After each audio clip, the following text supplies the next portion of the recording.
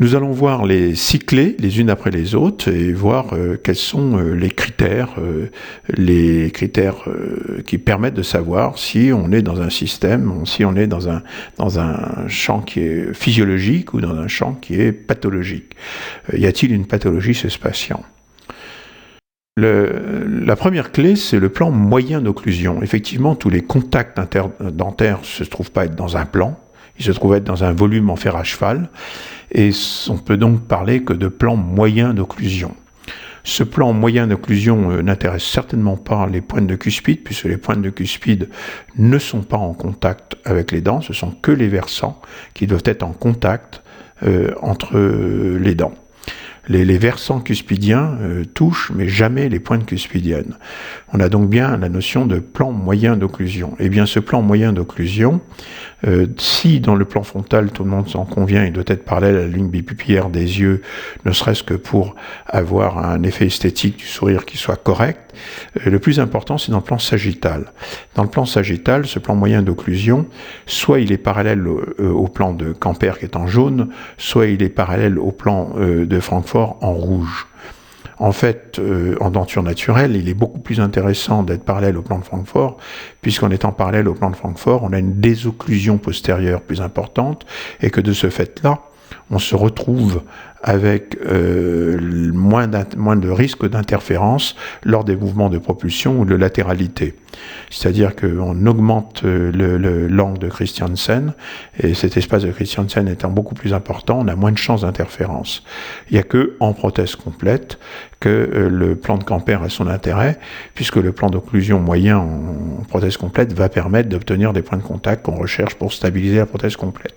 Mais en aucun cas, en denture naturelle ou même en prothèse, pour nous, il est intéressant d'avoir un plan d'occlusion parallèle au plan de Camper. Donc, recherchons un plan moyen d'occlusion qui soit parallèle au plan de Francfort et surtout ayons souvenir de ce qui a été dit, la recommandation que ce soit d'Andrews, que ce soit de Château ou d'autres, c'est que la courbe de Spey soit la moins accentuée possible, parce que justement cette courbe de Spey, si elle était accentuée, annulerait l'effet qu'on pourrait avoir d'un plan moyen d'occlusion qui serait parallèle au plan de Francfort. En ayant une courbe de Spey peu marquée, on aura beaucoup plus de désocclusion postérieure et moins de risque d'interférence. Quant au couloir prothétique dentaire, c'est quelque chose qui est en général relativement bien maîtrisé dans les traitements d'orthodontie, puisque de toute façon les dents sont en équilibre entre la ceinture jugale labiale et la pulsion linguale. Il est sûr que si nous, en prothèse, nous avons devoir de retrouver ce couloir dentaire, en orthodontie, c'est quelque chose qui est quasiment systématiquement fait, particulièrement dans le sens transversal, de telle manière à avoir une pérennité et aucune récidive dans le positionnement de ce couloir dentaire. Le guide antérieur, lui, est une notion totalement différente. Le guide antérieur, c'est une valeur sur l'articulateur, une valeur moyenne de la représentation du champ fonctionnel. En fait, le guide antérieur, il va dépendre essentiellement d'un point qui est le point tel que la mandibule soit en relation mandibulo-maxillaire de référence. C'est-à-dire que la mandibule est dans sa position entre guillemets dite centrée. Et ensuite, lorsque le patient va se mettre en bout à bout, eh bien là, on va avoir une trajectoire moyenne, une ligne qui représente le guide antérieur.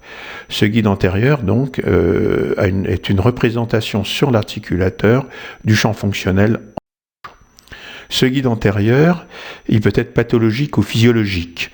Il faut savoir que ce guide antérieur, eh bien, il ne doit en aucun cas mobiliser des dents antérieures, il doit pas être en surpression en statique, c'est-à-dire qu'un papier doit pouvoir filer entre les dents et il ne doit pas y avoir de pression au niveau des dents antérieures, il ne doit pas y avoir de contrainte au niveau des articulations, c'est-à-dire pas de douleur rétrocondylienne, et lors des mouvements de propulsion, il ne doit pas y avoir de dents qui soient légèrement plus mobilisées qu'une autre par le fait que un contact soit trop fort entre une incisive du haut, par exemple, et une incisive du bas.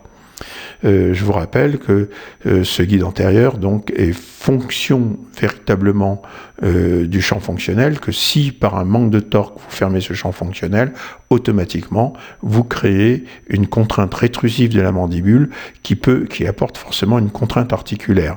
Cette contrainte sera tolérée ou pas tolérée, mais elle existera. C'est pour ça qu'il faut absolument faire une analyse à près d'une orthèse pour vérifier qu'il n'y ait pas des contacts antérieurs immédiats, car à ce moment-là, ça voudrait dire que on aurait forcément un guide antérieur qui serait fermé. On voit bien sur cette diapositive-là que le guide antérieur dans le cas présent, qui pourtant semble présenter un angle interincisif correct, eh bien ce guide antérieur a provoqué une contrainte rétrusive mandibulaire et on voit très nettement au niveau de l'interligne sur les radios, on voit très nettement les têtes de condyles qui ont reculé. Et c'est évident qu'à ce moment-là, la zone bilaminaire est contrainte et que si on les palpe, si on touche ces zones-là, ces zones rétrocondyliennes, on va faire mal au patient. Et cette douleur peut être vraiment relativement violente. Lorsqu'on voit une telle chose sur des radios, il est évident que les choses sont évidentes et que là, on peut dire qu'il y a une contrainte rétrusive. Mais parfois, l'interligne est relativement constant sur la radio et pourtant la légère contrainte fait que le patient a une douleur rétrocondylienne. C'est pour ça que la palpation est quelque chose d'important. La radio ne peut être qu'une confirmation de ce que la palpation donne, mais c'est la palpation qui est l'élément déterminant. C'est pour ça aussi qu'il faut avoir des modèles comme ils sont là, qui sont démontables, qui permettent de bien voir quel est le rapport des dents antérieures et en ce moment on voit très bien que la canine supérieure et inférieure sont dans un rapport tel qu'il y a un phénomène d'emboîtement trop fort et que le patient ne peut être que contraint en arrière. Pour vous donner un exemple de ce que peut être un défaut de torque, eh bien on voit ici qu'autour d'hypomoglion, si on prend une distance de 5 mm entre le cingulum et l'hypomoglion, ce qui est quand même relativement faible comme distance, on s'aperçoit que pour une erreur d'1 degré simplement de torque, eh bien on a quelque chose qui approche le dixième de millimètre d'erreur au niveau de la surocclusion qui est créée, et très rapidement, eh ben on arrive à quelque chose qui est de l'ordre de 2/10 pour 3 degrés.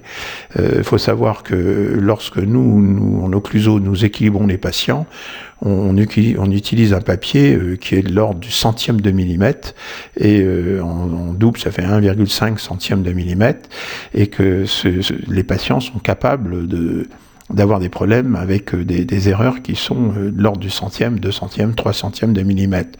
Donc aussitôt qu'on frôle les dixièmes ou 2 ou 3 dixièmes de millimètre, on est certainement là dans un système pathologique. Maintenant, après, il faut savoir qu'il y a des contraintes neuromusculaires ou articulaires qui sont acceptées par les patients et qui vivent très bien avec, puisque la plupart d'entre nous avons des malocclusions. Mais il faut savoir aussi que ces contraintes musculaires peuvent aussi entraîner des pathologies. C'est pour ça qu'il faut avoir, en fin de traitement, il faut avoir des critères qui soient absolument parfaits et qui permettent d'être sûr qu'il y ait, à titre préventif, qu'il n'y ait pas de contrainte un jour sur l'articulation ou sur la neuromusculature. Et c'est pour ça qu'il faut avoir une checklist qui permette de savoir exactement si notre fin de traitement est correcte ou pas. Dans ce cas très particulier, où il y a eu un recul des incisives supérieures et une descente des incisives inférieures, eh bien, on voit très bien que le guide antérieur a été augmenté. C'est-à-dire qu'en fermant le champ fonctionnel, le guide antérieur est augmenté. Le guide antérieur, je vous rappelle, c'est une notion d'articulateur. Le champ fonctionnel, c'est une notion sur le patient, en clinique, au fauteuil, mais on voit que les deux sont parfaitement liés. C'est-à-dire qu'un guide antérieur qui a été augmenté en fait, signifie une contrainte qui puisse exister au niveau des articulations. Donc, dans ce cas-là, sur le schéma jaune en bas et à droite, on remarque que si on avait fait un torque plus important, la flèche rouge serait moins inclinée, et à ce moment-là, on aurait probablement un champ fonctionnel plus important, et peut-être qu'on aurait sans doute moins gêné notre patient. Il nous reste aussi une notion importante, c'est la notion de mémoire tissulaire. Lorsque, en prothèse complète, nous réalisons un montage de prothèse complète, nous servons de cette mémoire tissulaire. C'est-à-dire qu'on place les dents dans une position prédéterminée sur l'articulateur, puis ensuite on demande au patient, les yeux fermés, sans qu'il se voie dans un miroir, mais simplement les yeux fermés, est-ce que vos dents sont trop en avant, trop en arrière, trop longues, trop, etc. Est-ce que en les tournant de cette façon ou de cette façon, les dents sont mieux, etc. Ben, vous voyez que cette patiente, rien que par mémoire tissulaire, m'a permis de replacer les deux centrales et les deux latérales dans une position qu'on remarque sur ces photos. C'est-à-dire qu'on voit ici qu'il y a un petit diastème, on voit ici qu'il y a deux rotations de la 11 et de la 21, qu'il y a une certaine longueur qui frôle la lèvre inférieure et qui permet de dire un fève avec des incisives qui soient correctes. Et cette position des incisives a été dictée simplement par la mémoire tissulaire du patient. Ce qui veut bien dire aussi quelque chose d'important, c'est que oui, c'est important de faire des contentions, peut-être, mais il faudra bien savoir que hors contention, la mémoire tissulaire va être telle que les dents vont avoir tendance à se remettre en place. Ceci, très certainement, avec un effet esthétique, à mon sens, beaucoup plus naturel et intéressant.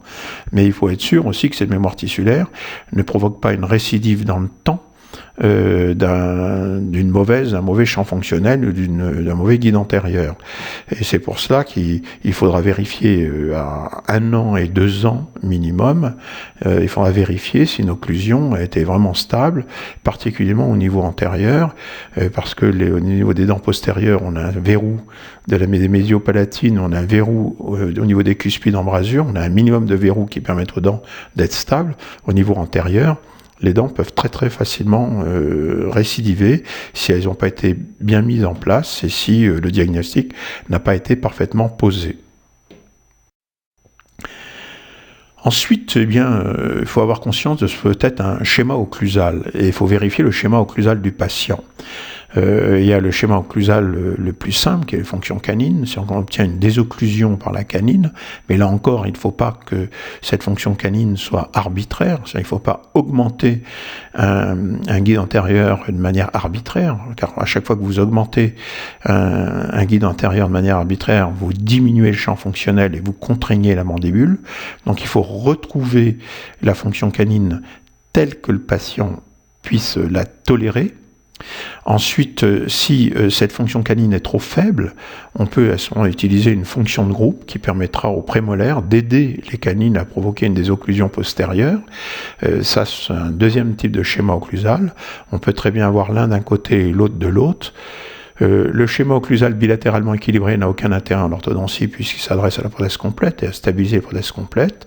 Et puis ensuite, eh bien, si on a un groupe antérieur qui ne présente pas de fonction, si on n'a pas de fonction canine, pas de fonction de groupe, il y a toujours possibilité de pouvoir avoir un schéma occlusal à référence occlusale postérieure et unique, c'est-à-dire utiliser simplement le verrou de l'occlusion pour que le patient ait une mémoire de la meilleure position lui permettant la déglutition, et à ce moment-là, on aura une stabilité, une pérennité de notre fonction occlusale.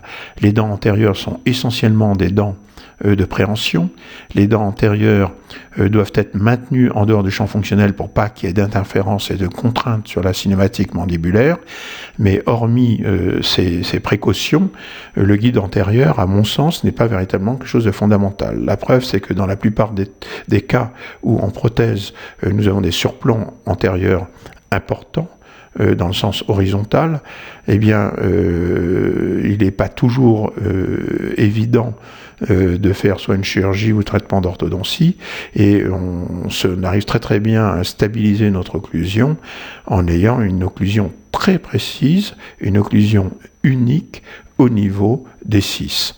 C'est un très bon moyen de pouvoir stabiliser notre occlusion. Dans le cas présent que nous voyons ici, eh bien, nous voyons très bien que les morphologies postérieures ne perdent ne permettent absolument pas une stabilité occlusale. Et comme ce patient a tendance, est en classe 3, en plus, vous voyez qu'il développe des parafonctions. Il développe des parafonctions parce qu'il a un guide antérieur qui est relativement faible, mais surtout, il développe des parafonctions parce qu'il n'a pas de verrou postérieur, il n'a pas de calage postérieur. C'est une notion fondamentale. Je crois de moins en moins que le guide antérieur soit quelque chose de très important. Le schéma fonctionnel, le guide antérieur doit être tel de ne pas gêner la cinématique mandibulaire, mais je ne pense pas véritablement que ce soit un garde-fou qui nous permettent de ne pas avoir un calage postérieur, qui nous permettent de ne pas avoir un verrou postérieur.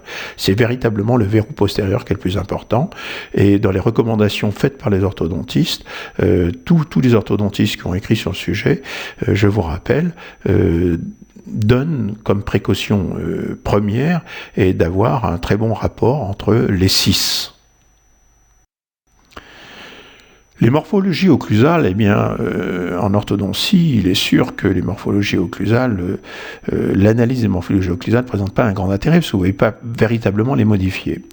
Autant nous avons la possibilité en prothèse de modifier des morphologies occlusales, même si les axes ne sont pas tout à fait parfaits. Nous avons modifié une possibilité d'abaisser des morphologies occlusales, de les atténuer de telle manière à ne pas avoir d'interférence. Il est évident qu'en orthodontie, vous n'avez pas cette chance. Par contre, vous avez la possibilité d'agir sur l'axe des dents. Et comme vous ne pouvez pas jouer sur les morphologies occlusales, vous êtes obligé de pouvoir vous servir des axes des dents. La règle numéro 1 étant que l'axe de la dent supérieure et inférieure coïncide parfaitement, de telle manière à ce que les morphologies soient parfaitement les unes en face des autres et les champs fonctionnels, aussi bien du côté vestibulaire que lingual, soient respectés lors de la cinématique mandibulaire. C'est pour ça que toutes les théories et les cours et les recommandations sont faites essentiellement au sujet des axes des dents supérieures et inférieures, la façon dont elles doivent être placées par rapport au plan d'occlusion, de telle manière à satisfaire une pérennité, une stabilité occlusale et la pérennité de cette stabilité occlusale. Et je crois que les recommandations, si elles portent sur les axes des dents, c'est pour cette raison-là. Dernière clé, l'équilibrage occlusal. L'équilibrage occlusal, on pense tout de suite immédiatement à meubler les points de contact qui sont gênants, etc. En fait, il faut prendre le problème peut-être un peu différemment. Il faut d'abord s'assurer qu'il y ait une vraie détente neuromusculaire. Ensuite, on va vérifier que la dimension verticale de déglutition soit correcte. Et ça va nous permettre de vérifier, de savoir quelle est la frontière entre une équilibration soustractive et additive. Et puis, ceci fait, on pourra envisager la suppression des contacts déflecteurs, qui est le troisième point très très important. Puis, plus classiquement et plus connu, sera l'augmentation des points d'occlusion statique sur les prémolaires et molaires, et vérifier que les contacts soient très légers ou carrément absents au niveau du secteur antérieur, puis que l'organisation des trajectoires des versants cuspidiens soit correcte en dynamique sans interférence. Mais les 3 points qui me paraissent les plus importants, c'est d'abord de savoir vérifier une détente neuromusculaire, ensuite de savoir vérifier que la dimension verticale soit correcte, et de savoir trouver les premiers contacts déflecteurs.